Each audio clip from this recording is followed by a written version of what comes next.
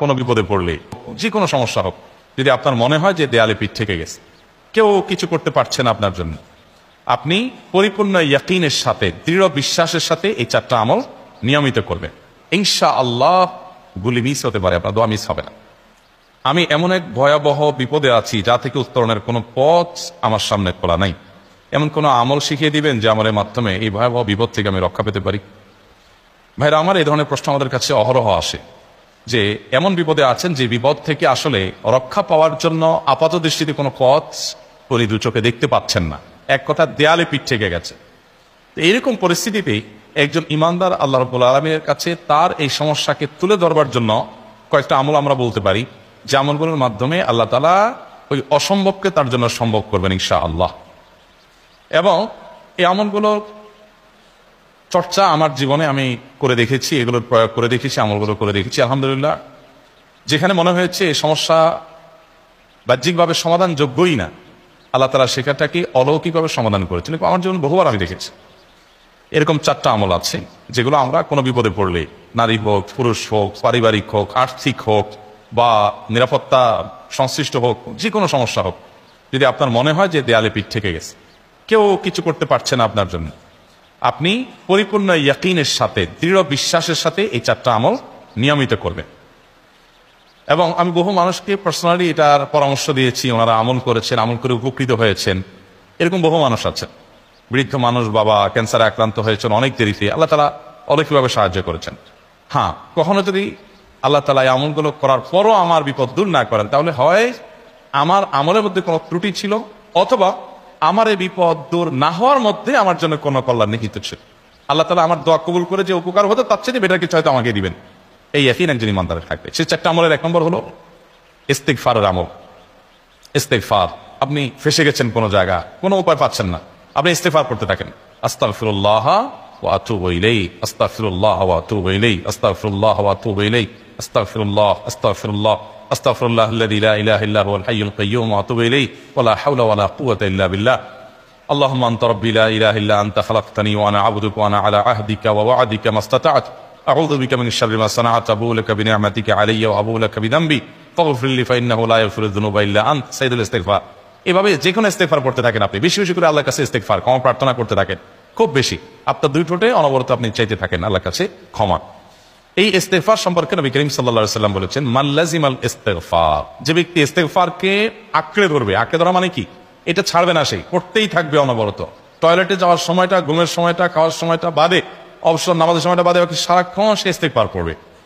এরকম যদি কেউ করে, আল্লাহ রাব্বুল আলামিন জাআলাল্লাহু লাহু মিন কুল্লি হাম্মিন ফারাজা ওয়া মিন কুল্লি দীকিন মাখরাজা, সকল পেরেশানি থেকে, সকল টেনশন থেকে বের হওয়ার পথ আল্লাহ তাআলা অলৌকিকভাবে তার জন্য আবিষ্কার করে দিবেন। এবং আমি আমার জীবনে যেটা বলেছিলাম, বিস্তারিত বলতে চাই না, এরকম পরিস্থিতি আসছে যে চোখের সামনে কোনো আপাতত রক্ষার কোনো পথ আর খোলা নেই, এমন ভয়াবহ বিপদ। ইস্তিগফার করতে করতে এমন ভাবে আল্লাহ তাআলা সাহায্য করেছেন যে এটা কল্পনা করলেও মনে হয় যে স্বপ্নের মতো। কিভাবে এখন এই লোক এই জায়গায় আসলো আমার সাহায্যের জন্য, এই লোক তো এটা এই জায়গায় আসার কথা না, টিকুনি এসে হাজির হয়ে গেলেন এবং উপকারটা, আমার সমাধানটা হয়ে গেল সমস্যা। তো আলহামদুলিল্লাহ, বহুবার আমি পরীক্ষা করেছি, আর আমার পরীক্ষার 2 পয়সার দাম নাই, হাদিসে বলা আছে, গ্যারান্টি দেওয়া আছে, আমার পরীক্ষা করলেই কি না করলেই। তাহলে একটা আমল হলো কি, ইস্তিগফার। সব সময়ের জন্য এটা কন্টিনিউয়াস করবেন, আর এমনি অবসর সময় ইস্তিগফার করবেন। আরবদের মধ্যে সৌন্দর্য আছে, তারা বিভিন্ন ডাক্তারের ওয়েটিং রুমে বা বিভিন্ন জায়গায় মানুষ যেখানে অপেক্ষা করে পাবলিক প্লেসগুলোতে লিখে রাখে ইস্তিগফার করুন, আপনার হাইওয়েগুলোর পাশে লেখা থাকে ইস্তিগফার করুন, এবং তারা আসলে একটু পরপর দেখা যায় ইস্তিগফার করে। ভালো মন্দ গুণ সবার মধ্যে আছে, তাদের এই ভালো গুণটা আছে, ইস্তিগফার বেশি বেশি করা। আমরা ইস্তিগফার সচরাচর এইভাবে অনবরত অবসর সময় করার অভ্যাস অনেকের মধ্যেই নাই, আমরা এটা চালু করবো ইনশাআল্লাহ। বিশেষ করে যখন কোনো সমস্যা হবে, তখন ইস্তিগফার চলতে থাকুন মুখে অনবরত, ধীরে ধীরে মহব্বতের সাথে নিজেকে, নিজের পাপ অপরাধগুলোর কথা স্মরণ করে লাগাছে, মাফ চাইতে থাকবে, পেরেশানি দূর হবে ইনশাআল্লাহ। 1 নাম্বার 2, দুরুদ, নবী করিম সাল্লাল্লাহু আলাইহি সাল্লামের প্রতি দুরুদ পাঠ করা। এটা যদি আপনি নিয়মিত করতে থাকেন মহব্বতের সাথে, আল্লাহুম্মা সাল্লি আলা মুহাম্মদ ওয়া আলা আলি মুহাম্মদ কামা সাল্লাইতা আলা ইব্রাহিম ওয়া আলা আলি ইব্রাহিম ইন্নাকা হামিদুম মাজিদ, আল্লাহুম্মা বারিক আলা মুহাম্মদ ওয়া আলা আলি মুহাম্মদ কামা বারাকতা আলা ইব্রাহিম ওয়া আলা আলি ইব্রাহিম ইন্নাকা হামিদুম মাজিদ। আপনি একবার ছোট দরুদ যদি পড়েন, সাল্লাল্লাহু আলাইহি ওয়াসাল্লাম, সাল্লাল্লাহু আলাইহি ওয়াসাল্লাম, আল্লাহুম্মা সাল্লি আলা মুহাম্মদ ওয়া আলা আলি মুহাম্মদ, শুধু এইটুকু পড়েন, জাযাল্লাহু আন্না মুহাম্মাদাম মা হুয়া আহলু, শুধু এইটুকু করেন। আপনি এভাবে যেই কোনো দুরূদ নবী করিম সাল্লাল্লাহু আলাইহি ওয়াসাল্লাম প্রতি যদি পড়েন এবং পড়তে থাকে অনবরত, ইস্তিগফারের পাশাপাশি দুরূদটা, দুরূদের ক্ষেত্রে নবী করিম সাল্লাল্লাহু আলাইহি ওয়াসাল্লাম বলেছেন যে এইটা তোমার জন্য যথেষ্ট হয়ে যাবে। তুমি যদি আল্লাহর কাছে আর কোনো দোয়া করতে না পারো, শুধু দুরূদটা পড়ো, তোমার সব পেয়ে যাবে, কিচ্ছু লাগবে না। এক সাহাবী বলছেন, ইয়া রাসূলুল্লাহ, আমার দোয়ার মধ্যে দুরূদ কত পার্সেন্ট রাখবো? আমি তো আমার অনেক কিছু আল্লাহর কাছে চাইবো, দুরূদ মানে তো নবীজির জন্য দোয়া, মানে আমার জন্য তো আমি দোয়া করবো, আপনার জন্য দোয়া কত পার্সেন্ট করবো?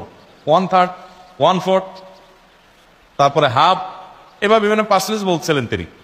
নবী করিম সাল্লাল্লাহু আলাইহি ওয়াসাল্লাম বলেছেন যে হ্যাঁ, এর বেশি করতে পারলে আরো ভালো, আরো ভালো। তো ভদ্রলোক এর বেশি, ওই সাহাবী রাদিয়াল্লাহু তাআলা আনহু, তিনি এর বেশি বাড়াতে বাড়াতে বাড়াতে বাড়াতে একটা পর্যায়ে বলছেন যে আমি সব দোয়া আপনার জন্য করি। নবী করিম সাল্লাল্লাহু আলাইহি ওয়াসাল্লাম বলেছেন তাহলে তোমার আর কোনো দোয়াই করতে হবে না, এর মধ্যে সব দোয়া চলে আসবে। কারণ আপনি যদি বলেন আল্লাহ আপনার নবীর প্রতি আপনি রহমত নাজিল করেন, আপনার নবীর প্রতি আপনি শান্তি নাজিল করেন, আপনি যেটা দোয়া করেন, তো আল্লাহকে আল্লাহর নবীর প্রতি আপনি রহমত নাজিল করতে বললে আল্লাহ তাআলা আপনার প্রতি রহমত নাজিল করবেন কি করবেন?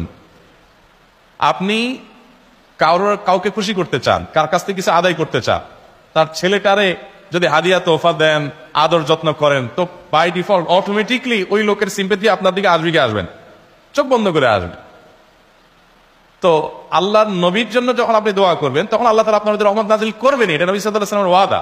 যে কোনো পেরেশানি, তিনি আরো বলেছেন যদি কেউ দুরূদের আমল করে নিয়মিত, আল্লাহ রাব্বুল আলামিন তার সকল পেরেশানির জন্য যথেষ্ট করে দিবেন, এই আমলটাকে সবগুলো দূর করার জন্য যথেষ্ট হয়ে যাবে। এই দুরূদের আমলটা আমি দেখেছি সুবহানাল্লাহ গুলির মতো কাজ করে। আজকের ঘটনা, এক ভদ্রলোক সকালে একটা টেলিভিশন চ্যানেলে, বেসরকারি চ্যানেলে প্রোগ্রাম শেষ করে নামছিলাম লিফটে, তো উপস্থাপক উনি বলছিলেন যে ভাই, মানে দুরূদের আমল করে আমি কিছুদিন আগে একটা ইয়াতে মানে এমন একটা অবস্থা যে এইটা থেকে বের হওয়ার কোনো পথ আর নাই, শুরু করলাম দুরূদ অনবরত, এরপরে আল্লাহ তাআলা আমাকে এমন ভাবে উদ্ধার করলেন আমি কল্পনা করতে পারি। আলহামদুলিল্লাহ এই আমলগুলো করে অনেক ভাইরা আমাকে অভিজ্ঞতা জানাইছে যে আলহামদুলিল্লাহ তাদের অভিজ্ঞতা হলো শিখা। ওই যে বললাম, কখনো যদি আল্লাহ তাআলা আপনার দোয়া কবুল না করেন, তাহলে হয় আমার ত্রুটি আছে, আর না হলে আমার জন্য আল্লাহ তাআলা এর চেয়ে বেটার কিছু রেখেছেন, আমি সেই ইয়াকিন রাখবো ইনশাআল্লাহ। আর এই দোয়াতে সমাধান হবেই হবে, সে বিশ্বাস থাকতে হবে। নবী করিম সাল্লাল্লাহু আলাইহি ওয়াসাল্লাম বলেছেন, হাদিসে কুদসিতে আল্লাহ বলেছেন, আনা ইনদা জান্নি আবদি বি, বান্দা আমার প্রতি যেমন ধারণা করে আমি তেমন আচরণ করি। আপনি যদি চিন্তা করেন, করে দেখি হয় কিনা, দেখি ট্রাই করি, তাহলে ওই আল্লাহ তাআলা বলবেন ঠিক আছে দেখতে থাক। আপনি যদি ইয়াকিন করেন যে না নবী করিম সাল্লাল্লাহু আলাইহি ওয়াসাল্লাম যে বলেছেন অতএব সেটা হবেই, আর আল্লাহ রাব্বুল আলামিনের কাছে আমি ওইভাবেই চাবো যে আল্লাহ দিবেনই, আমি নিয়েই ছাড়বো, ইনশাআল্লাহ গুলি মিস হতে পারে, আপনার দোয়া মিস হবে না। ওই ইয়াকিন, ওই ঈমান আমার মধ্যে আনতে হবে, চেষ্টা করবো তো ইনশাআল্লাহ। তাহলে দুইটা আমল হলো, ইস্তিগফার আর দুরূদ। 3 নম্বর আরেকটা আমল হলো দোয়া ইউনুস। দোয়া ইউনুস, লা ইলাহা ইল্লা আন্ত সুবহানাক ইন্নী কুনতু মিনাজ জালিমিন। বেশি বেশি পড়তে থাকবেন, যখন বিপদে পড়বেন ইস্তিগফার আর দুরূদ পড়বেন সবচেয়ে বেশি, আর মাঝে মধ্যে দোয়া ইউনুস, লা ইলাহা ইল্লা আন্ত সুবহানাকা ইন্নী কুনতু মিনাজ জালিমিন। আল্লাহ সুবহানাহু ওয়া তাআলা কোরআনে কারীমে এই দোয়ার পরে বলেছেন, ওয়া কাযালিকা নুনজিল মুমিনিন। এই দোয়া পাঠ করার মাধ্যমে ইউনুস আলাইহিস সালামকে পৃথিবীর ইতিহাসের সবচেয়ে অলৌকিক ঘটনা, সকল সায়েন্স, সকল আপনার বিজ্ঞানের তত্ত্ব সবগুলোকে আপনার সবগুলোর বিপরীতে বা সবগুলোকে আপনার ভুল প্রমাণ করে দিয়ে ওই জায়গাটার জন্য আল্লাহ তাআলা ইউনুস আলাইহিসকে মাছের পেটে ঢোকার পর সেখান থেকে আবার জীবিত রেখে বের করেছেন। অক্সিজেন অভাবে সেখানে এমনি মারা যাওয়ার কথা, আরো নানা কারণে মারা যাওয়ার কথা, তাই না? কিন্তু আল্লাহ তাআলা তাকে রক্ষা করেছেন, কারণ এই বিপদে পড়ার পর থেকে এটা পড়তেছিলেন, লা ইলাহা ইল্লা আনতা সুবহানাকা ইন্নী কুনতু মিনাজ জালিমিন। তো আল্লাহ তাআলা কোরআনে বলেছেন এটা ইউনুস, তার নবী ইউনুস আলাইহিস সালামকে আল্লাহ তাআলা এর মাধ্যমে রক্ষা করেছেন, সেটা তার জন্য খাস না, এটা তার জন্য স্পেশাল না, বরং আল্লাহ বলেছেন ওয়া কাযালিকা নুনজিল মুমিনিন, এটা দিয়ে আমি তাকে রক্ষা করেছি, একইভাবে ঈমানদারদেরকেও এটার মাধ্যমে রক্ষা করব। এটা বড় অস্ত্র পেয়ে গেলাম। দোয়া ইউনুস বেশি বেশি পড়বেন।